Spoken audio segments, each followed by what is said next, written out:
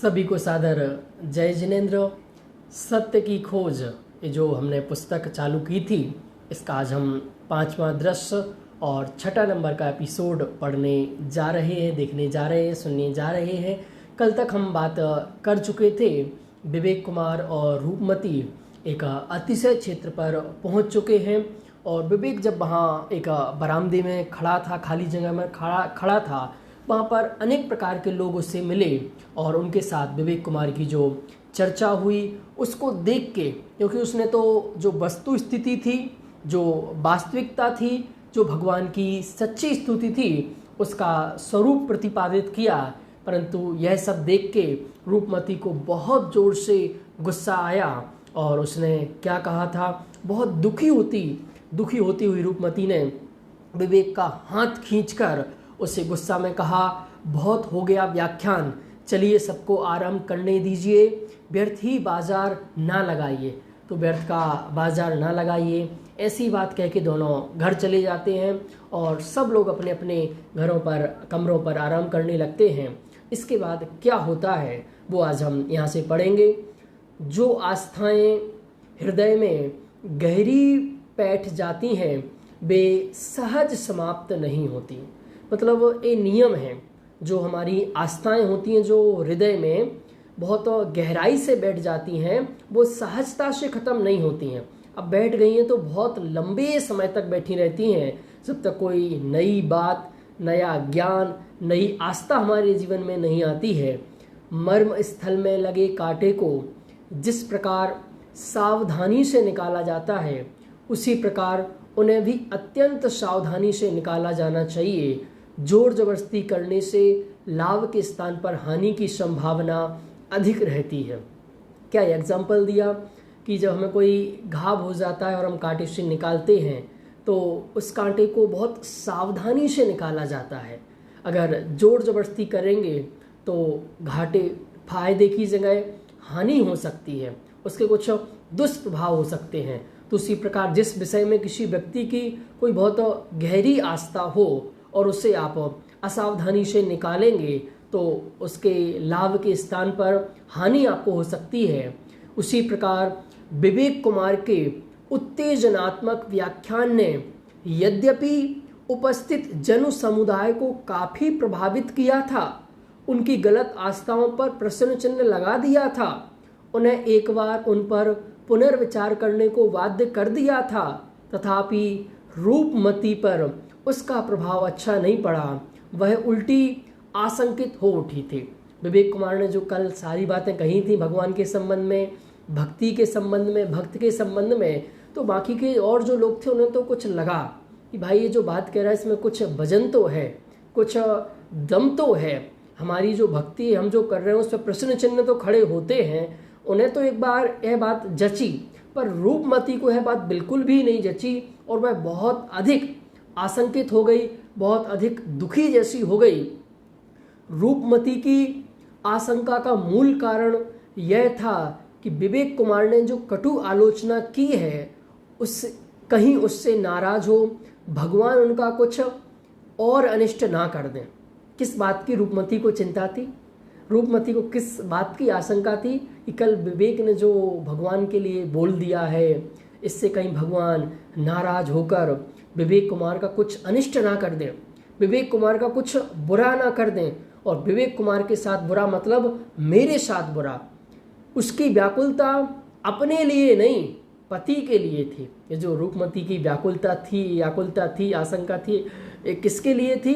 ये उसके लिए नहीं थी, ये आशंका उसके पति के लिए थी कि पति के अनिष्ट की आशंका से ही उसने पति का हाथ पकड़कर खींचा था, उन्हें अधिक बोलने से मना किया था। उसने कल जो ये किया था कि अपने पति का बहुत जोर से हाथ खींचकर वह कमरे पर ले गई थी, तो उसने यह अपने लिए नहीं किया था। जो विवेक कुमार इतना बोल रहा था तो उसका जो मना किया था वह भी उसने अपने लिए नहीं, विवेक कुमार के लिए, कि विवेक कुमार के साथ कुछ बुरा ना हो जाए। उसने पति का अपमान करने के लिए यह सब कुछ नहीं किया था। वह तो पति को परमेश्वर के समान मानती थी, ऐसा नहीं था उन दोनों के बीच में झगड़ा था, वह पति का बुरा करना चाहती थी, नहीं। उसने तो आज तक उनसे कोई भी अभद्र व्यवहार नहीं किया था। मतलब जो पत्नी धर्म होता है उसको निभाने वाली रूपमती थी। उसने पति से आज तक किसी प्रकार का कोई गलत व्यवहार नहीं किया था, आज भी नहीं करना चाहती थी। उसने उस समय अपने को रोका भी बहुत था, पर वह क्या करे, उसका मन माना ही ना था। ना मालूम कैसे उसके कदम बढ़ गए, कैसे उसने सबके सामने पति का हाथ पकड़ लिया, कैसे खींच लिया और कैसे उसकी जबान से बोल फूट पड़े, वह खुद भी नहीं समझ पा रही थी। मतलब जो कल सब कुछ होगा वो एक इत्तेफाक जैसा हो गया। वह नहीं चाहती थी, वह नहीं बोलना चाहती थी, वह वैसा कुछ भी नहीं करना चाहती थी, पर हो गया, अकस्मात हो गया, इत्तेफाक हो गया।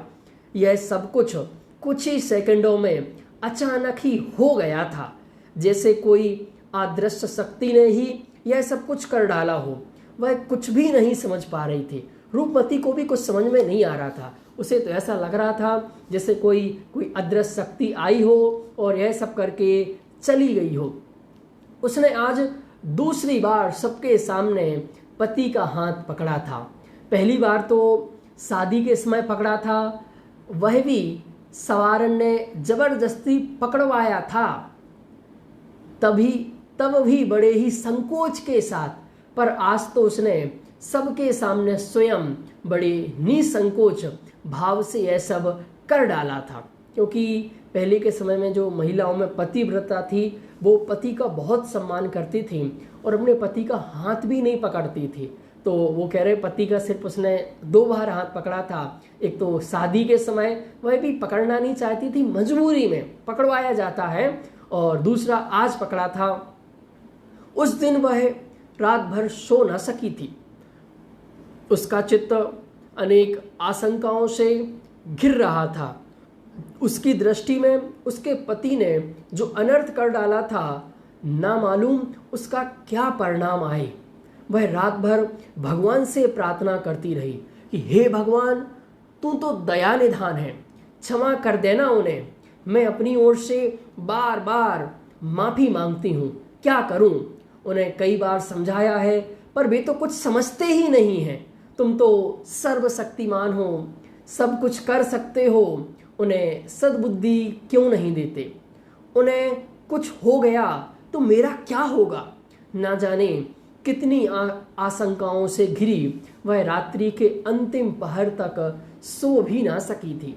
ऐसी अनेक प्रकार की आशंकाएं, कुशंकाएं उसके चित्त में हमेशा चल रही थीं। वह बहुत दुखी बनी थी कि हे भगवान, कुछ हो ना जाए। आपको जो विवेक कुमार ने गलत वचन बोल दिए हैं, कहीं आप कुछ मत कर देना। तो उनसे बार बार क्षमा मांग रही थी, उनको बार बार याद कर रही थी। विवेक कुमार अपने उद्गार निकालकर कुछ हल्का तो हो गया था। लोगों की अनुकूल प्रतिक्रिया देख कुछ उत्साहित भी हुआ था, पर रूपमती पर हुई प्रतिकूल प्रतिक्रिया ने उसे भी उद्विग्न कर दिया था। क्यों? विवेक कुमार एक साइड तो कि भाई जो इतने दिन से उसके चित्त में ये सब बातें जा रही थी, तो उसने आज बोल दिया तो थोड़ा चित्त हल्का हो गया। एक साइकोलॉजी का नियम है कि जब हमारे ऊपर बहुत अधिक दिमाग में कोई टेंशन, कोई बात अंदर जम जाती है, तो जब हम उसको बोल देते हैं, अभिव्यक्त कर देते हैं, किसी को बता देते हैं, तो हमारा मन हल्का हो जाता है। और साथ ही साथ अगर वह बात सुनकर जो हमने जिन्हें सुनाई है उनकी अनुकूल प्रतिक्रिया आती है, वो कहते हैं बिल्कुल सही है, जो आप सोच रहे हैं वो बिल्कुल सही है, आप जो कर रहे हैं वो बिल्कुल सही है, तो फिर और उत्साहित हो जाता है और प्रसन्नता जीवन में बढ़ जाती है। पर उस बात पर जो रूपमती की प्रक्रिया थी, रूपमती की जो प्रतिक्रिया थी, जो रूपमती इतनी क्रोधित हो गई, विवेक को गुस्सा होने लगी, उसका हाथ पकड़ के कमरे में ले गई, जो उसने आज तक ऐसा व्यवहार नहीं किया था। यह सब देख के विवेक कुमार बहुत उद्विग्न हो रहा था कि ना जाने मैंने क्या कर दिया है और इस पर रूपमती पर इस बात का क्या असर पड़ेगा। वह सोच रहा था कि यद्यपि ऑपरेशन से रोग जड़ मूल से उखड़ जाता है, तथापि रोगी यदि कमजोर हो कि ऑपरेशन को बर्दाश्त ही ना कर सके, तो ऑपरेशन करना खतरनाक भी सिद्ध हो सकता है। यह बात बिल्कुल ठीक है कि जो नॉर्मल दवाई से काम नहीं होता वो ऑपरेशन से हो जाता है। बड़ी बड़ी बीमारियां ऑपरेशन से खत्म होती हैं, जड़ से खत्म होती हैं, सर्जरी से। पर कब? रोगी मजबूत होना चाहिए। इस प्रकार रोग दमदार है, उसी प्रकार का रोगी मजबूत नहीं हुआ तो घबरा जाएगा, वो घबराहट से ही मर जाएगा, डर से ही मर जाएगा। तो ऑपरेशन करना, अगर रोगी मजबूत नहीं है तो वो ऑपरेशन खतरनाक। उसने जो भगवान के ऊपर, भक्ति के ऊपर, देव के ऊपर जो क्रियाकांड चल रहा था, इसका ऑपरेशन तो किया था, पर जो रोगी था, जो रूपमती थी, वह इतनी सहनशील नहीं थी, इतनी तार्किक नहीं थी, इतनी बुद्धिमान नहीं थी कि वो इन सब बातों को समझ सके। कमज़ोर मरीज को औषधि उपचार से ही ठीक करने का यत्न किया जाना चाहिए। मतलब जो मरीज कमज़ोर हैं उनका सीधा ऑपरेशन नहीं, पहले उन्हें औषधि दी जानी चाहिए। यदि ऑपरेशन ही एकमात्र इलाज हो तो औषधि उपचार से ऑपरेशन के योग्य सशक्त बनाकर फिर ऑपरेशन किया जाना चाहिए। अगर ऑपरेशन की ही ज़रूरत हो तो पहले उसे मजबूत बनाया जाना चाहिए औषधि के माध्यम से। मुझे रूपमती के गले अपनी बात उतारने का यह तरीका अपनाना उचित नहीं था। विवेक कुमार अब थोड़ा पश्चाताप कर रहा है, थोड़ी आत्मग्लानि कर रहा है कि जो मैंने रूपमती को समझाने का एक प्रयास किया, ये जो मेरा तरीका था, ये ठीक नहीं था। क्यों ठीक नहीं था? उससे पहले तत्व ज्ञान का अभ्यास कराना चाहिए था। विवेक कुमार क्या सोच रहा है? पहले उसे औषधि दी जानी चाहिए। अगर कोई रोगी कमज़ोर है और आप सीधे ही उसका ऑपरेशन कर देंगे तो क्या होगा? रोगी मर जाएगा। तो क्या करें? सबसे पहले उसे औषधि के माध्यम से उसे मजबूत बनाना चाहिए। वही काम यहाँ पर बताया जा रहा है कि सबसे पहले हमें रूपमती को, जो हमने सीधी पूरी खुल्लम खुल्ला बात कह दी, ऐसा नहीं करना चाहिए था। सबसे पहले रूपमती को तत्व ज्ञान का अभ्यास कराना चाहिए। जब उसे तत्व ज्ञान की पकड़ आएगी तब उसकी विपरीत मान्यताओं की पकड़ स्वतः ढीली हो जाएगी। ये नियम है। जिस प्रकार आप करते हैं ना, आपके घर पे कोई छोटा बच्चा है तो बच्चा हाथ में चाकू लिए है, तो चाकू छुड़ाएंगे तो वो नहीं देता। आप क्या करें? आप उसे कोई और गुस्सा होता है, गुस्सा करता है, चीखता है, चिल्लाता है, आप उसे कोई दूसरी चीज़ दे दीजिएगा, कोई खिलौना दे दीजिएगा, खिलौने में मस्त कर दीजिएगा, टीवी में मस्त कर दीजिएगा, मोबाइल में मस्त कर दीजिएगा, वो चाकू अपने आप छोड़ देगा। आपको पता ही नहीं चलेगा कि उसने चाकू कब छोड़ दिया, आपको कहना ही नहीं पड़ेगा। उसी प्रकार कि अगर हमें किसी की विपरीत मान्यताओं को छुड़ाना है तो तत्व ज्ञान का, मतलब जो वास्तविक स्थिति है उसका उसे अभ्यास कराना चाहिए, वस्तु स्थिति का अभ्यास कराना चाहिए। तो जो उल्टी मान्यताएं हैं वो डेफिनेटली ऑटोमेटिक छूट जाएंगे। बिना मूल तत्व के अभ्यास के यदि एक अंधश्रद्धा छूट भी गई तो दूसरी उत्पन्न हो जाएगी। जो आज हम देखते हैं कि जीवन में तत्व ज्ञान अगर नहीं है तो हम बहुत जोर जबरदस्ती करके एक आध मान्यता छुड़ा देते हैं तो दूसरी आ जाती है, दूसरी छुड़ाते हैं तो तीसरी आ जाती है। ये उल्टी मान्यताएं जीवन में क्यों आती हैं? कि जीवन में तत्व ज्ञान नहीं है, और अगर तत्व ज्ञान आ गया है तो फिर अब कोई उल्टी मान्यता उसके जीवन में आने वाली नहीं है। रूपमती के अशिष्ट व्यवहार ने उसे क्षण भर को उत्तेजित भी कर दिया था, पर वह शीघ्र ही संतुलित हो गया था। विवेक कुमार भी उत्तेजित हो गया था रूपमती का ऐसा व्यवहार देखकर, पर उसने अपने आप को संतुलित कर लिया।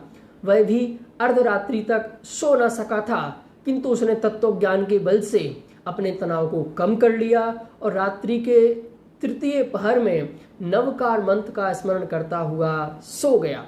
विवेक को भी बहुत टेंशन थी, बहुत डिप्रेशन था, इन सब बातों का उसके दिमाग में चल रहा था, पर उसके जीवन में तत्व ज्ञान था, उसके जीवन में जिनवाणी का सही अभ्यास था। तो उस तत्व ज्ञान के अवलंबन से उसने अपने तनाव को कम किया और नमोकार मंत्र का स्मरण करते हुए वह शांति से सो गया। पर रूपमती अनिष्ट की आशंकाओं से घिरी। रूपमती रात्रि के पिछले पहर में जब कुछ उन्नीदी सी हुई तो उसने एक भयानक स्वप्न देखा। वह देखती है कि एक विकराल राक्षस उसके पति के ऊपर एकदम झपट पड़ा और उन्हें झकझोर रहा है, जान से मारने की धमकी दे रहा है। अरे अरे, उसने तो उनका गला ही दबा लिया है। कह रहा है कि कौन और करेगा भगवान का अपमान, गुरुओं की निंदा। आज मैं इसका फल चखाए बिना ना रहूंगा। अब तू इस दुनिया में लोगों को भड़काने के लिए जिंदा ही ना रहेगा। ऐसा कहकर उसने ज्यों ही उसके पति का जोर से गला दबाया, वह एकदम जोर से चीख उठी। उसकी चीख सुनकर विवेक कुमार की नींद खुल गई। उसने एकदम झकझोर कर उसे जगाया और पूछा, क्या बात है, क्यों चीख रही हो? विवेक कुमार भी उसकी चीख से उठ गया और विवेक कुमार पूछता है, क्या बात है, क्यों इतनी जोर से तुम चीख रही हो, क्यों इतनी जोर से चिल्ला रही हो? तो अर्ध जागृत अवस्था में रूपमती उठकर बैठ गई और कहने लगी, हे भगवान, माफ कर दो, मैं आपसे अपने सुहाग की भीख मांगती हूँ, मेरे पति को मत मारो, वे अब ऐसी गलती कभी नहीं करेंगे। ना मालूम ऐसी कितनी बातें वह एक श्वास में कह गई और विस्फारित नेत्रों से पति की ओर देखते हुए बोली, आप ठीक तो है ना? आपको कुछ हुआ तो नहीं? मैं आपसे प्रार्थना करती हूँ कि अब आप कभी भी ऐसी बातें ना करना। आज तो भगवान ने मेरी लाज रख दी। मैंने भगवान को वचन दिया कि अब वे कभी ऐसी वैसी बातें नहीं करेंगे। अर्ध विक्षिप्त अवस्था में रूपमती अत्यंत दीनता पूर्वक गिड़गिड़ाए जा रही थी और विवेक कुमार किम कर्तव्य विमूढ़ सा देख सुन रहा था। कुछ क्या करे, क्या कहे, उसकी समझ में नहीं आ रहा था कि ऐसी स्थिति में क्या किया जाए। उसे सांत्वना देते हुए विवेक कुमार बोला, हाँ हाँ, नहीं करूँगा। पर तुम चीखी क्यों? क्या हुआ? इतना घबराने की क्या बात थी? क्या हो गया? पागल सी क्यों हुई जा रही हो? विवेक के सांत्वनापूर्ण वचन सुन कुछ आश्वस्त सी होती हुई रूपमती बोली, अभी अभी स्वप्न में मुझे भगवान दिखाई दिए। वे राक्षस के रूप में महाभयंकर अवस्था में थे। विकराल काल के समान वे एकदम आप पर झपट पड़े और आपका गला घोंटने के लिए मेरी चीख निकल गई। उसके बाद तो आप जग ही गए और कुछ हुआ आपने देखा ही है। यदि मैं उनसे आपके प्राणों की भीख ना मांगती, अपने सुहाग की रक्षा की प्रार्थना ना करती, तो ना मालूम क्या हो जाता। मेरा तो कुछ भाग्य ही अच्छा था। विवेक प्रेम से समझाते हुए बोला, पगली, स्वप्न से ही डर गई? स्वप्न तो अपने अवचेतन में दबे हुए भावों के ही प्रतिफल होते हैं। किसका नाम? ये जो इतनी सारी स्थिति मैंने भी आपको 2 पेज पढ़ के सुनाया, आपने सुना कि क्या से क्या हो गया। दोनों सोए और रूपमती को ऐसा स्वप्न आया कि कोई एक भयंकर विकराल राक्षस आता है और विवेक कुमार को धमकी देता है मारने की। धमकी देते देते उनके गले को दबाता है और मारने की कोशिश करता है। यह सब देख के रूपमती बहुत जोर से चीखती है, चिल्लाती है और विवेक कुमार उठ जाता है। अभी क्या है स्वप्न? विवेक कुमार इसे बहुत बढ़िया शब्दों में समझा रहे हैं। स्वप्न से ही डर गई? स्वप्न तो अपने अवचेतन में दबे हुए भावों के ही प्रतिफल होते हैं। देखो, 2 प्रकार का हमारा जो मन होता है, एक होता है चेतन मन, एक होता है अवचेतन मन। तो अवचेतन मन में हमारे जो चेतन मन में जो विचार चलते चलते चलते चलते अब हम किसी दूसरे विचार में चले जाते हैं, पर वो विचार हमारे अवचेतन मन में चले जाते हैं। जो शंकाएं होती हैं, जो डर होता है, जो आशंका होती हैं, वो यहाँ पड़े रहते हैं। पर जब पड़े पड़े हम रात को सोते हैं तो स्वप्न के रूप में वह ही हमें याद आते हैं। मतलब समझ में आया स्वप्न क्या चीज़ है? स्वप्न वह चीज़ है कि हम अपने दिमाग को क्लीन नहीं करते, हम अपने दिमाग को साफ नहीं करते हैं। तो हमारे दिमाग में जो आशंकाएं होती हैं, जो गलत गलत विचार होते हैं, गलत गलत धारणाएं होती हैं, वो जाके अंदर मन में दब जाती हैं, दबी रहती हैं। और जब हम रात को सोते हैं तो उस समय वह बातें निकल के आती हैं जिन्हें स्वप्न कहा जाता है। तो कितनी बढ़िया परिभाषा है। स्वप्न तो अपने अवचेतन में दबे हुए भावों के ही प्रतिफल होते हैं। तुम अपनी अंधश्रद्धा के कारण इस प्रकार की संभावना की कल्पना कर रही होगे। मतलब वो उस प्रकार की रूपमती सोच रही थी, उसी प्रकार की कल्पना कर रही थी। मतलब हम जैसी आशंकाएं करते हैं, जैसी जैसी कल्पनाएं करते हैं, जैसे जैसे अपने मन में विचार करते हैं, फिर हमें वैसे वैसे स्वप्न आते हैं। स्वप्न तुम्हारी मानसिक भयाक्रांत अवस्था को ही व्यक्त करता है। मतलब हम मन में कितने डरे हुए हैं, हमारे मन में क्या चल रहा है, हमें वैसे ही स्वप्न आते हैं, उससे संबंधित स्वप्न ही आते हैं, उसके अलावा और कोई स्वप्न नहीं आते हैं। इससे मेरा और भगवान का कोई संबंध नहीं है। यदि मैंने कुछ बुरा किया था तो मेरा बुरा होना चाहिए था। या बुरा स्वप्न भी मुझे ही आना चाहिए था, वह तुम्हें क्यों आया? भगवान को स्वप्न में ही डराना धमकाना था, तो मुझे डराते धमकाते तुम्हें क्यों? गलती तो मैंने की थी, तुम्हारा तो कोई अपराध ना था। विवेक कुमार अब उसे थोड़ा सांत्वना देते हुए कह रहा है कि अगर भगवान डराते भी हैं, भगवान धमकाते भी हैं आके स्वप्न में, तो गलती तो मैंने की थी, अपराध तो मैंने किया था। ये जो कुछ मैंने बोला था, तुम तो पूर्ण निर्दोष थी, तुम्हारा तो कोई कसूर नहीं था, तुम्हारी तो कोई गलती नहीं थी। भगवान ने तुम्हें स्वप्न में क्यों दिखाया? स्वप्न भी ये सब अगर डराते धमकाते तो मेरे साथ होना चाहिए था, तुम्हारे साथ क्यों हुआ? दूसरी बात यह भी तो है कि भगवान तो बीतरागी होते हैं, वे प्रशंसक से प्रसन्न और निंदक से नाराज नहीं होते हैं। ओहो, कितनी बढ़िया परिभाषा भगवान की बता दी। दूसरी बात यह भी तो है कि भगवान तो बीतरागी होते हैं, वे प्रशंसक से प्रसन्न और निंदक से नाराज नहीं होते। भगवान तो शत्रु मित्र दोनों में संभाव रखने वाले होते हैं। कितने सारे एग्जाम्पल हमारे जो भगवान के पंथ पर चलने वाले मुनिराज हैं, यशोधर मुनिराज, उनके ऊपर सर्प डाला राजा ने, रानी उनकी भक्ति करती है। जब दोनों एक साथ गए तो दोनों को एक जैसा धर्म वृद्धि रस्तु एक जैसा आशीर्वाद दिया। तो हमारे भगवान में तो किसी के प्रति भेदभाव है ही नहीं, वो तो सब में संभाव रखने वाले होते हैं। प्रशंसकों से प्रसन्न और निंदकों से नाराज होना तो हम तुम जैसे संसारियों के काम है। यह किसके कर्तव्य है? कौन करता है? नाराज हो जाते हैं, प्रसन्न हो जाते हैं, ये तो संसारियों के काम हैं। भगवान ना किसी से प्रसन्न होते हैं ना तो नाराज होते हैं, वो तो बीतरागी हो चुके हैं। यदि यही कमजोरी भगवान में पाई जावे तो फिर भगवान ही कैसे? अगर यही काम सब हम तुम जैसे भगवान करने लगे, जो उनकी पूजा करने, जो उनके प्रशंसक है उनसे प्रसन्न और जो उनकी निंदा करने वाले नाराज, अगर भगवान भी होने लगे तो फिर किस बात के भगवान? फिर उनमें क्या विशेष क्वालिटी रही? देखिए, वे बीतरागी समदर्शी कहाँ रहे? तुम स्वयं ही तो भगवान को करुणा का सागर कहा करती हो। करुणा के सागर भला राक्षस कैसे बन सकते हैं? मारने को कैसे दौड़ सकते हैं? तुम अपने मन की छाया को भगवान पर क्यों थोपती हो? कितनी बड़ी बात कह दी कि तुम ये जो मन में तुम सोच रही हो, ये तुम्हारी जो मन की छाया है, ये तुम्हारे जो मन के विचार हैं, ये तुम भगवान पर मत थोपो। आज हम भगवान के नाम पर थोप कर ये सारी बातें चला रहे हैं। ये भगवान का ऐसा स्वरूप नहीं है, भगवान का सच्चा स्वरूप नहीं समझते हैं। और मेरे मन की जो आशंकाएं होती है, मन की जो कल्पना होती है, मन के जो भय होते हैं, उनको भगवान के नाम पर थोप देते हैं। भगवान पार्श्वनाथ तो उपसर्ग करने वाले कमठ पर भी नाराज नहीं हुए थे और न ही रक्षा के विकल्प में उलझे धर्मेंद्र पर प्रसन्न ही हुए थे। भगवान तो इन्हें कहते हैं, वे राग द्वेष से परे रहे तभी पूर्ण ज्ञान प्राप्त कर सके। जिस व्यक्ति के जीवन में इतनी निर्दोषता आती है, इतनी बीतरागता आती है, वही पूर्ण ज्ञान, वही सच्चा ज्ञान प्राप्त कर सकते हैं। मैंने तो कोई कमठ जैसा उपसर्ग नहीं किया था, मुझे मारने को वे क्यों दौड़ेंगे? यह सब तुम्हारा मानसिक भ्रम है, तुम्हें कोई चिंता करने की आवश्यकता नहीं है। विवेक कुमार समझा रहा है, यह सिर्फ और सिर्फ तुम्हारा मानसिक भ्रम है, मानसिक जाल है। भगवान का इसमें कुछ भी रोल नहीं है, भगवान ऐसा कुछ भी नहीं करते हैं और भगवान का यह कर्तव्य नहीं है।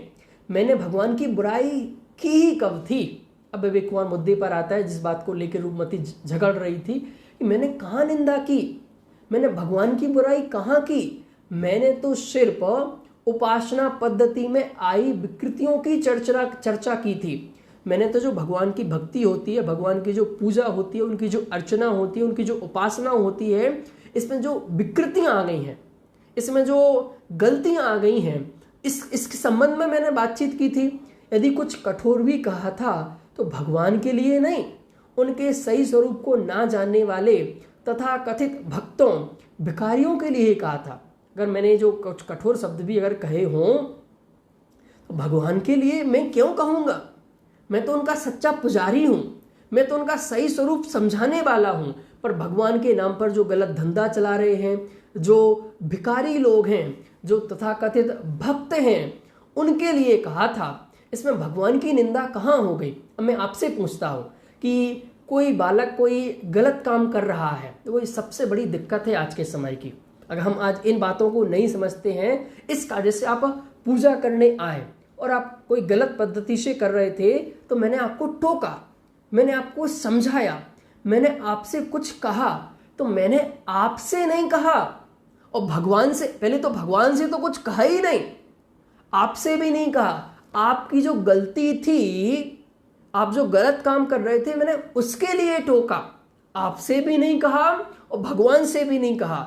और आगे देखिए, कपोल कल्पित चमत्कारों को बढ़ा चढ़ाकर चर्चा करना भगवान का बहुमान नहीं, भक्ति नहीं, स्तुति नहीं, वरन उनमें विद्वान, वीतरागता, सर्वज्ञता, अनंत सुख, अनंत वीर आदि गुणों का चिंतवन, महिमा, बहुमान ही वास्तविक भक्ति है। ओहो, भक्ति किसका नाम, किसे कहते हैं भक्ति? फिर से पढ़ता हूँ, कपोल कल्पित मतलब हमने जो कल्पनाएं कर रखी हैं, ऐसे चमत्कारों को बढ़ा चढ़ाकर चर्चा करना भगवान का बहुमान नहीं, उनकी भक्ति नहीं, उनकी स्तुति नहीं, वरन उनमें विद्वान वीतरागता, सर्वज्ञता, अनंत सुख, अनंत वीर आदि गुणों का चिंतन करना, महिमा, बहुमान ही वास्तविक भक्ति है।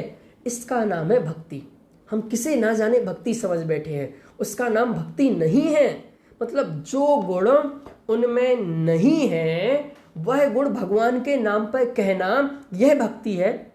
मैं आपसे पूछता हूं, जो क्वालिटीज हमारे भगवान में नहीं है या जो किसी भगवान में नहीं है पर हमारे कपोल कल्पित मान्यताएं में आ गई, कुछ लोगों का उनसे धंधा चलता है, कुछ लोगों का उनसे व्यापार चलता है, कुछ लोगों की उनसे आजीविका चलती है, इसके मकसद से उनने हमारे दिमाग में उस बात को डाल दिया, तो वह थोड़ी भगवान की भक्ति होगी।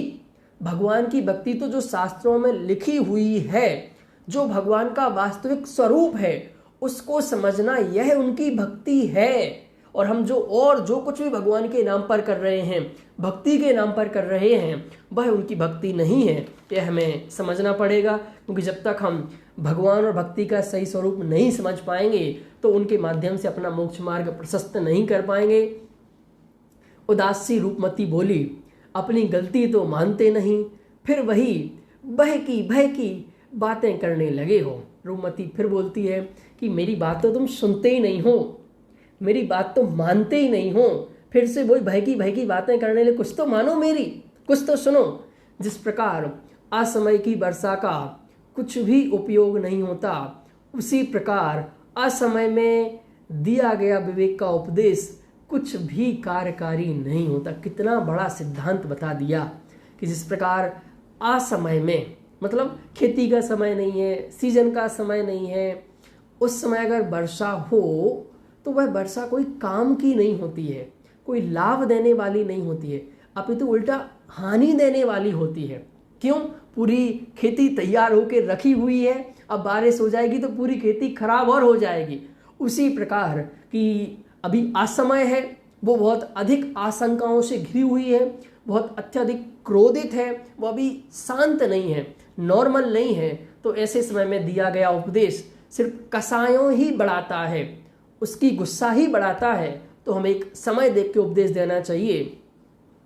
रूपमती की असामान्य मना स्थिति जान विवेक उसे मनोचिकित्सक के पास दिखाने की सोचने लगा, और रूपमती ने जब यह देखा कि विवेक को रास्ते पर लाने के सब उपाय असफल हो रहे हैं, तो उसने उन्हें अपने मंत्र तंत्रवादी गुरु के पास ले जाने की सोची। एक दूसरे को रोगी जानने वाले वे दोनों अपनी अपनी चिंता को छोड़ दूसरों को सुधारने के उपाय में चिंता मग्न हो गए। विवेक कुमार को लग रहा है कि रूपमती का मानसिक संतुलन ठीक नहीं है, इसलिए इसको किसी साइकोलॉजिस्ट के पास ले जाना पड़ेगा, किसी मनोचिकित्सक के पास ले जाना पड़ेगा। और रूपमती भी सोचती है कि इतना समझाए जाने के बावजूद भी, इतना सब हो जाने के बावजूद भी विवेक कुमार की कुछ भी समझ में नहीं आ रहा है। अब तो मेरे जो मंत्र तंत्रवादी बाबा जी हैं उनके पास ही विवेक को ले जाऊंगा। ना जाने वो कौन सा मंत्र और कौन सा तंत्र हमें दे दें जिससे विवेक कुमार की बुद्धि ठीक हो जाएगी। तो अब आगे रूपमती क्या करती है और विवेक कुमार क्या करता है, कौन किसको कहाँ ले जाता है, विवेक कुमार रूपमती को ले जाता है या रूपमती विवेक कुमार को किसी मंत्र तंत्रवादी बाबा के पास ले जाती है, इसको हम कल देखेंगे। तब तक के लिए सभी को सादर जय जिनेंद्र।